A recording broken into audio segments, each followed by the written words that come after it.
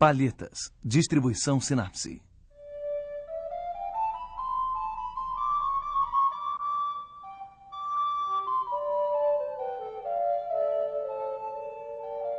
Um relevo ondulado orlado de colinas arborizadas.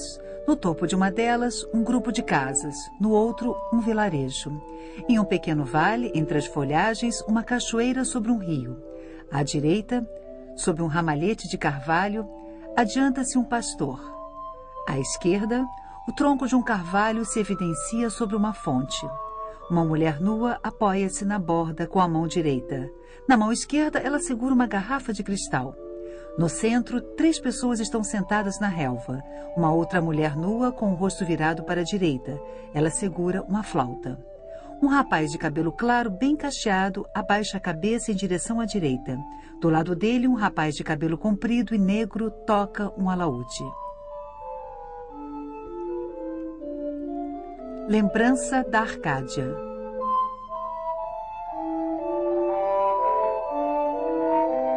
O Concerto Campestre, cerca de 1510. Tiziano Vecellio, dito Tiziano, Pieve di Cadore, cerca de 1488, Veneza, 1576. Museu do Louvre, Paris.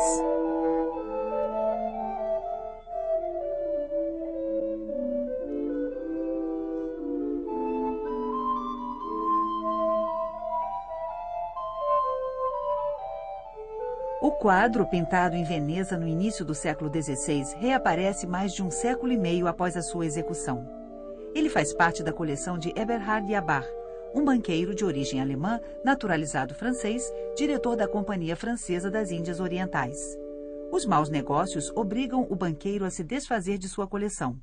Em 1671, Colbert compra por conta de Luís XIV um quadro e mais de 5.000 desenhos.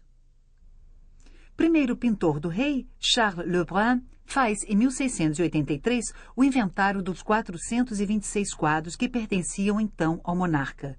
O Concerto Campestre figura sob o número 205, com o título Pastoral, e uma atribuição a Giorgione.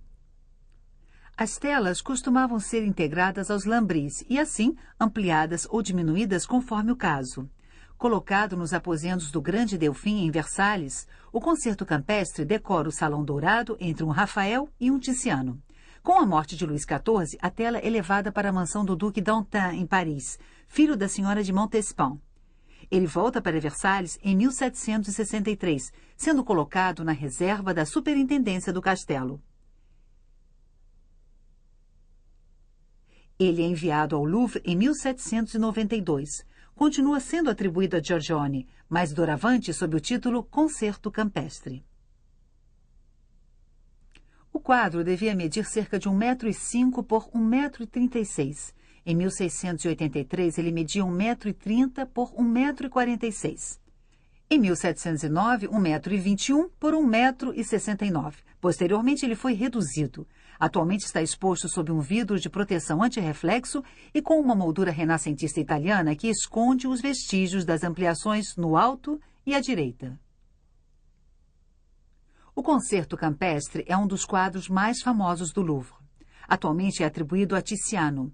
É um dos exemplos mais surpreendentes de mudança na atribuição de uma obra de um grande mestre a outro.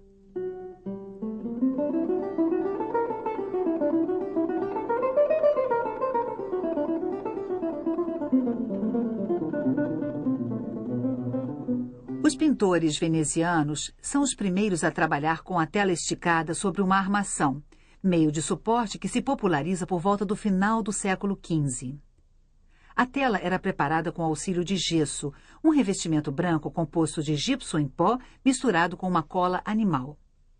Esta camada era tingida de castanho avermelhado para se obter uma superfície neutra à imprimadura. Na imprimadura, um esboço rápido era delineado, quase sempre com um pincel, com a ajuda de um pigmento um pouco mais escuro. Depois, a composição era esboçada de forma fluida por intermédio de um branco ou de um cinza bem claro. As sombras eram deixadas na cor do fundo. Esta camada inferior tinha uma grande importância. Quando ela ficava bem seca, o pintor aplicava sobre certas superfícies finas camadas de pigmentos puros, bem diluídos em óleo e transparentes.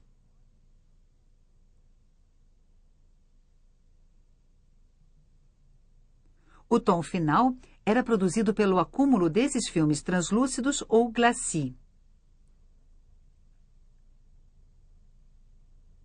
Diferentes tons de vermelho eram obtidos a partir de um mesmo pigmento, variando-se a quantidade de glacis. Ele poderia ter assim dezenas de camadas sucessivas, formando uma espécie de prisma. O reflexo da luz sobre a primeira camada muito clara cria esta luminosidade tão singular, com seus efeitos de transparência, profundidade e brilho.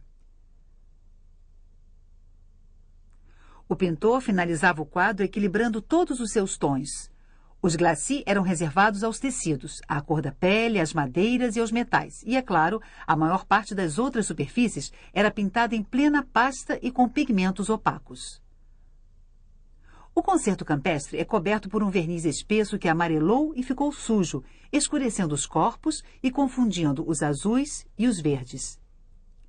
A gama de cores perceptível é, no entanto, simples e clara, bem próxima daquelas que observamos em diversas obras da juventude de Tiziano. O traje vermelho do alaudista reúne em torno dele as outras cores da tela. Este vermelho ressoa o verde garrido da campina, o verde mais escuro das árvores, o azul do céu e o brilho branco da garrafa ou das camisolas e, finalmente, os ocres e os rosas da cor da pele feminina. A luz vem da esquerda, um pouco atrás do espectador. Ela bate na borda do poço. Ela toca também a colina em segundo plano, e as cabeças escuras dos dois rapazes se destacam sobre um fundo claro. Mas estas modulações não são oposições bem definidas. Aqui e lá, o claro e o escuro se opõem e um pouco mais além se fundem.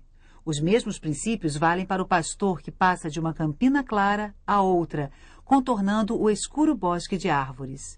Por fim, a luz ilumina o lado esquerdo das casas e doura as folhagens. É, segundo o que parece, uma luz de fim de tarde no verão.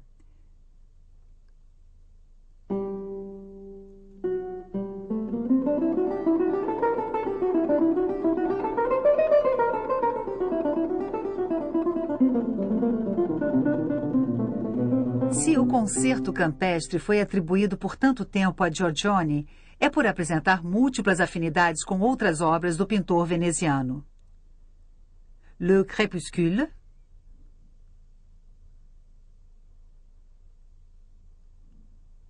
Os Três Filósofos,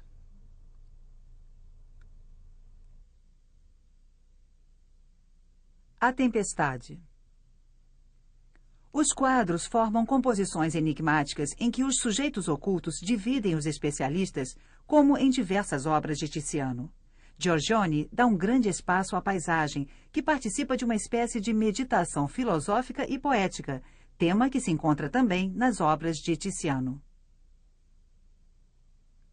Por fim, Giorgione faz uso também de pastores, músicos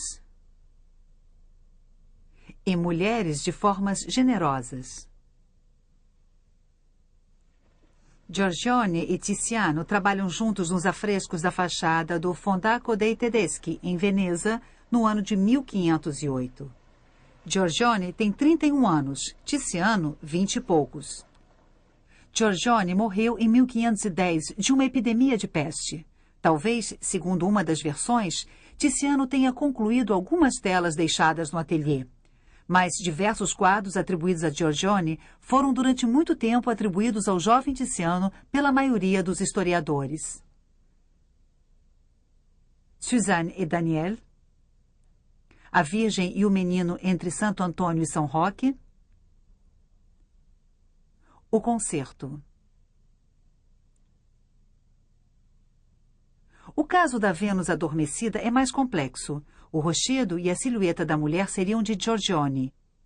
Segundo relatos, Tiziano teria pintado antes de 1525 um pequeno cupido, hoje coberto, e uma paisagem. Tiziano reutiliza essa mesma paisagem em Noli me tangere.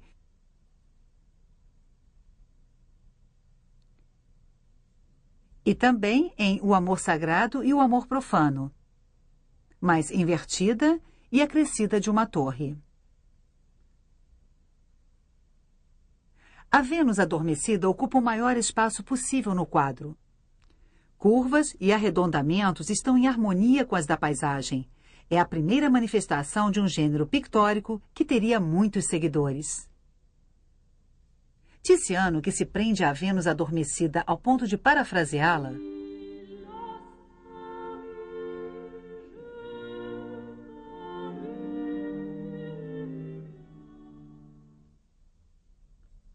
não se cansará, no decorrer de sua longa carreira, de voltar ao tema da mulher nua deitada à frente de uma paisagem.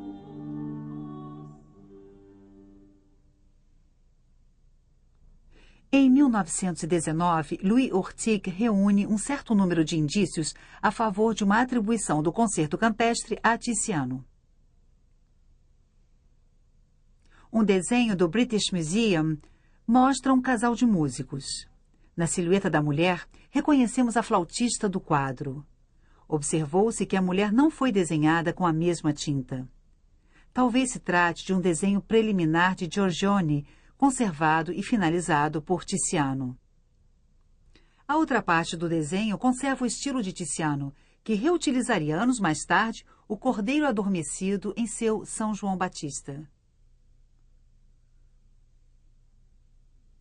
O rapaz loiro de cabelo comprido reaparece em várias obras de Tiziano, particularmente nos afrescos de Pádua, feitos em 1511, logo depois da morte de Giorgione.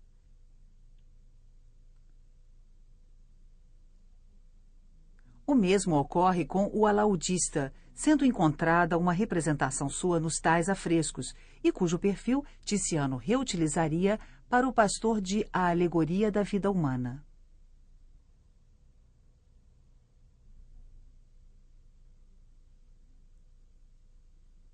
E também para um personagem de Suzanne e Daniel.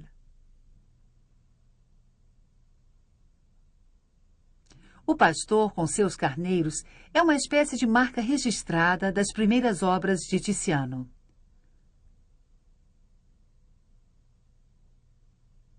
Noli me tangere,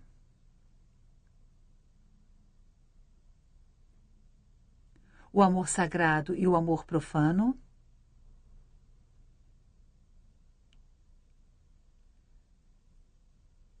A Virgem e o Coelho, A Alegoria da Vida Humana.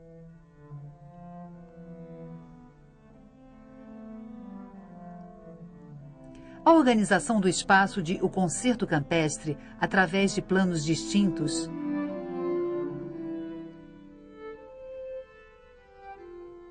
é muito semelhante àquela que se observa em outras obras do jovem Tiziano, como A Alegoria da Vida Humana, ou ainda Noli me tangere.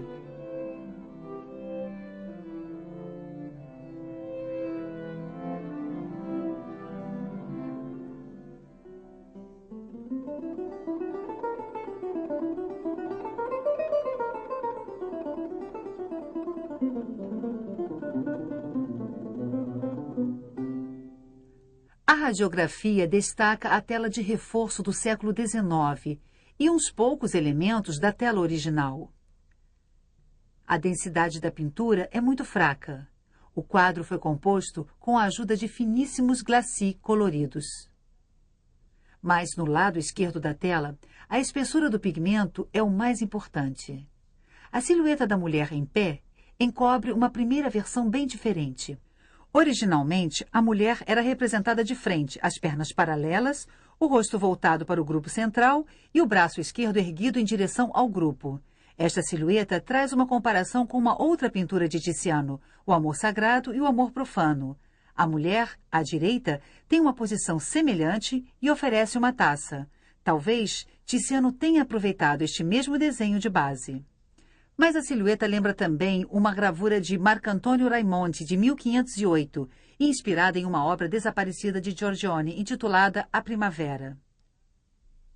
Parece que a primeira personagem de O Concerto Campestre tinha a mesma forma da cabeça, O mesmo corpo opulento, todavia a posição dos braços exatamente inversa. Talvez ela carregasse recipientes semelhantes.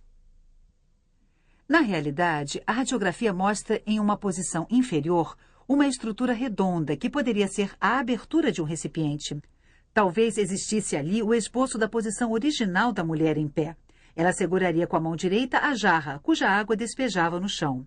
O negativo mostra também uma outra posição da mão e da jarra. O pintor posicionou o braço esquerdo da mulher em direção à esquerda do espectador. Ao mesmo tempo, ele mudou a direção da cabeça, virada então para a fonte. O braço que antes segurava a jarra não foi alterado, mas a mão se apoia na beira da fonte. A jarra passou para outra mão. A posição original, dentro demais do poço, com certeza não foi do agrado do pintor. Assim, elevou o antebraço e o punho em um gesto bem mais elegante, e a cabeça foi deslocada pela última vez. A torção do busto corresponde a uma torção inversa dos membros inferiores. A perna esquerda da mulher passa atrás da direita. Uma parte das modificações pode ser notada por simples fotos em infravermelho. O traço original da perna esquerda é visível na relva e na ponta do traje do alaudista. É possível notar também a posição intermediária do braço e a segunda posição da jarra. O mesmo negativo mostra uma rede de linhas finas. O personagem foi passado a limpo a partir de um desenho, segundo o método tradicional de quadrículos. Mais aprimorada que a simples fotografia, a técnica de reflectografia em infravermelho permite analisar, com o auxílio de uma câmera de vídeo, a reflexão da luz sobre camadas mais ou menos profundas de pigmentos. É possível notar em alguns lugares o primeiro desenho feito com pincel na imprimadura, ou ainda observar um arrependimento na posição do pé do pastor. Do mesmo modo, o pintor experimentou diversas posições dos dedos da mulher, que talvez segurasse uma taça antes de segurar a jarra. A segunda posição de seu braço também é visível, mas a reflectografia não permite ler o que há embaixo dos repintes opacos e não traz outras informações sobre a posição exata da primeira mulher nua.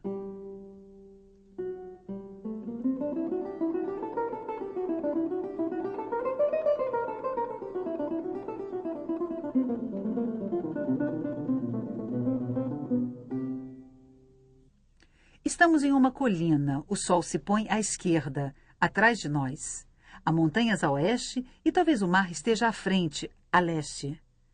A paisagem representada é certamente uma região do interior de Veneza, talvez a mesma região de Treviso, cujos vales amenos eram muito procurados no verão pelos venezianos. O rapaz de cabelo encaracolado está descalço. Veste uma camisa simples e um casaco de couro. É provavelmente um pastor ou um rapaz do campo.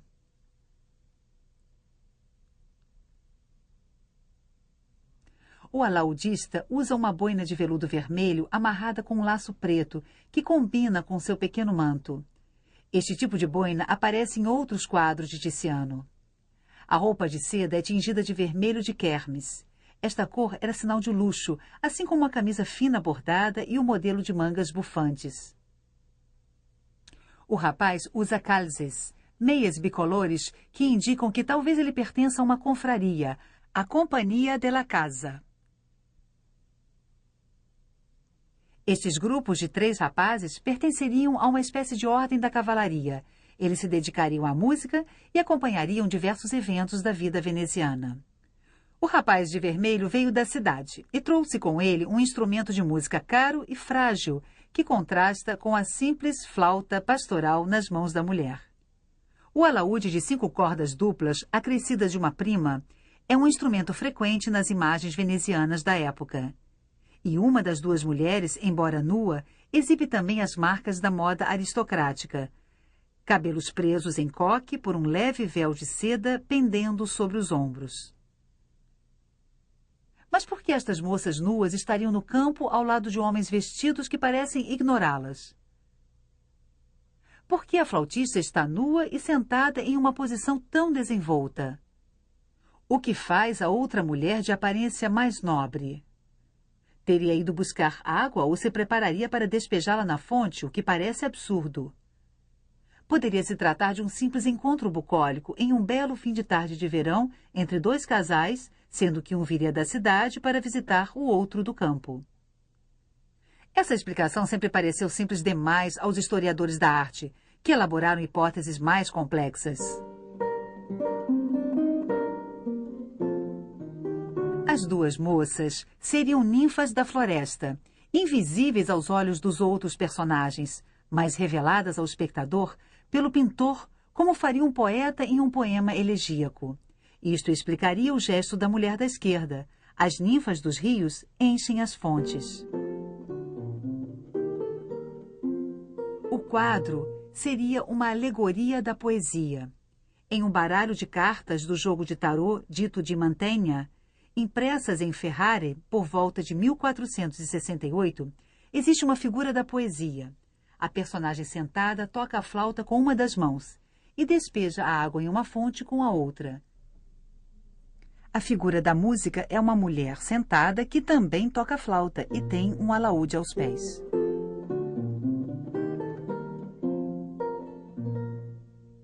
A mulher da fonte poderia ser também uma referência ao signo zodiacal Aquário, símbolo do tempo que passa e da brevidade dos prazeres. Ele apresentou igualmente em O Concerto uma ilustração dos comentários de Marcille Fissin sobre o banquete de Platão. Os dois aspectos do amor seriam simbolizados pelos dois jovens, contrastados por seus trajes. Quanto às duas moças, elas representariam a natureza dupla de Vênus, terrestre e celeste. Uma está sentada desajeitadamente na própria terra, a outra se eleva, equilibrando-se em um pé. E o concerto seria, na verdade, uma alegoria do amor e da beleza. Inúmeras representações astrológicas ilustram a dupla natureza de Vênus e de seus protegidos, quase sempre sob a forma de grupos de músicos e de banhistas junto à fonte. Veneza, no início do século XV, tornou-se a capital europeia do livro impresso. Clássicos gregos e em latim eram editados, além de alguns livros em italiano. Os manuscritos eram raros ou de difícil acesso.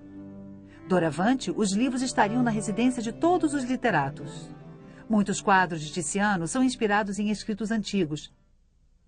Assim, ele tenta reinventar quadros célebres da antiguidade, desaparecidos, mas descritos pelos cronistas. A embriaguez dos Andrianos, ou ilustra ainda as cenas mitológicas descritas pelos poetas, principalmente por Ovídio. Baco e Ariadne, Vênus e Adonis.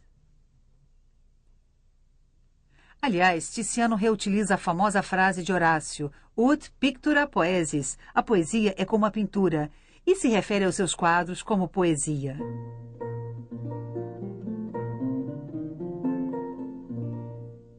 Assim, o concerto poderia ilustrar a lenda de Orfeu, contada por Ovídio. Tendo perdido Eurídice para sempre, Orfeu resolve se consagrar ao amor dos jovens rapazes. Uma parte da lenda diz que Orfeu se apaixonou pelo jovem Calais. Isto provoca a ira das mulheres trácias que o matam.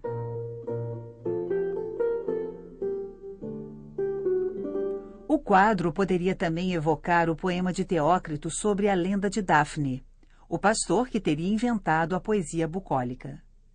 Tornado cego por uma ninfa à qual havia jurado fidelidade, ele passa a vida a cantar seus lamentos.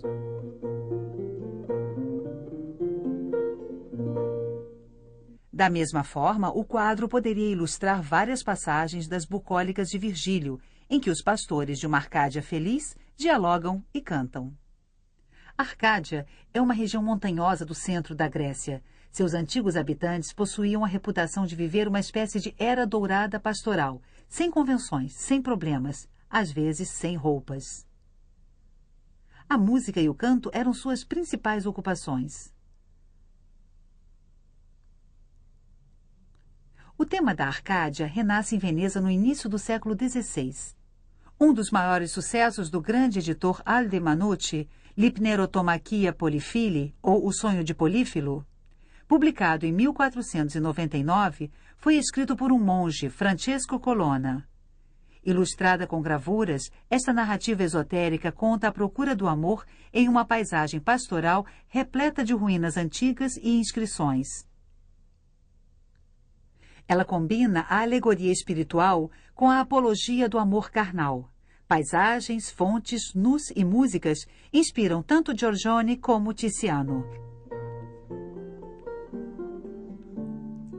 Na montanha, próximo a Treviso, os venezianos estabeleceram Catherine Cornaro, ex-rainha do Chipre. Construíram para ela a cidade ideal, Asolo. Na corte viviam pintores, sábios, eruditos e poetas.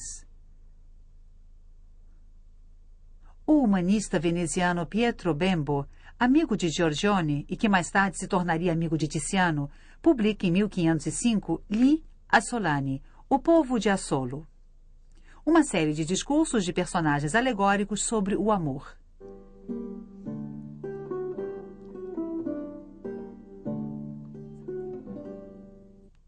Na mesma época, circula outro grande sucesso literário, um poema do napolitano Jacopo Sannazaro, A Arcádia, escrito em italiano, mas inspirado em Virgílio. Em um trecho, o narrador sincero dialoga e toca lira com um pastor, Carino. Vários elementos do poema poderiam corresponder ao quadro. Virgílio imaginava sua Arcádia nos campos de Mântua. Os venezianos a situam nas montanhas do Vêneto. Eles imaginam um retorno à Era Dourada, longe da civilização nociva. Na Arcádia veneziana, os músicos, os poetas e os pintores formam uma elite espiritual. O quadro ideal une então a música, o amor e a natureza.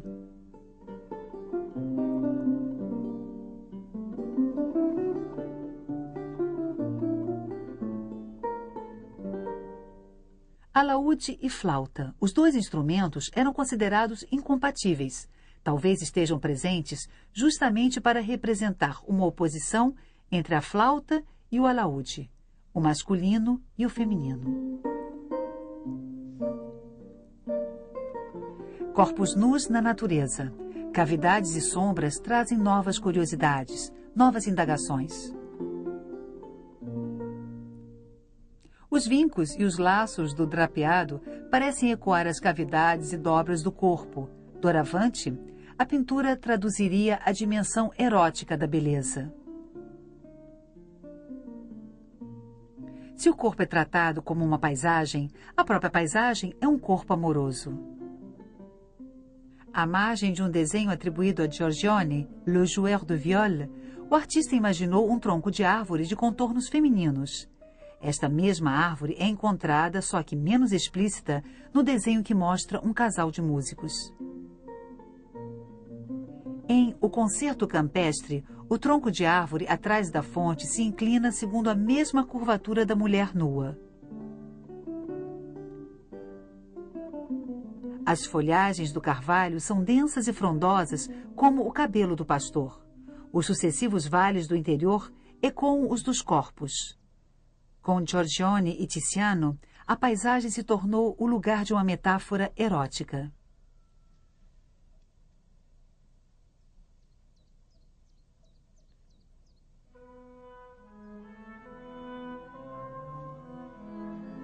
Objeto de fascinação por parte dos visitantes, o Concerto Campestre é também um quadro mítico para os pintores. Eu também, na Arcádia, é a frase que os pastores e as pastoras de Poussin decifram neste antigo sarcófago.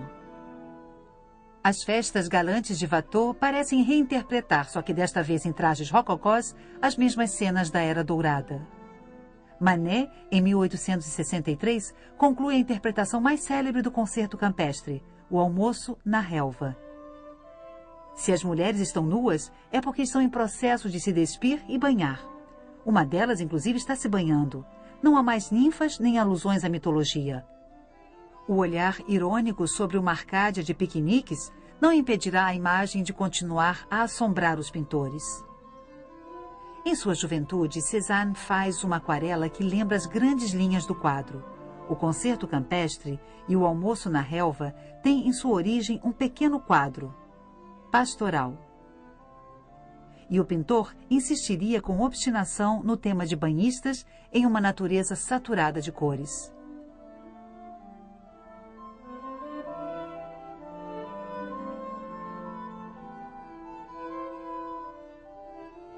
Como Matisse, que o retoma e o desenvolve, nomeando-o de forma explícita: luxo, calma e voluptuosidade. Pastoral. Le bonheur de vivre. A imagem nasceu no começo do século XVI. Talvez já seja a ilustração de uma ideia antiga. Ela continua a viver na história das formas como lembrança de um sonho frágil, mas obstinado.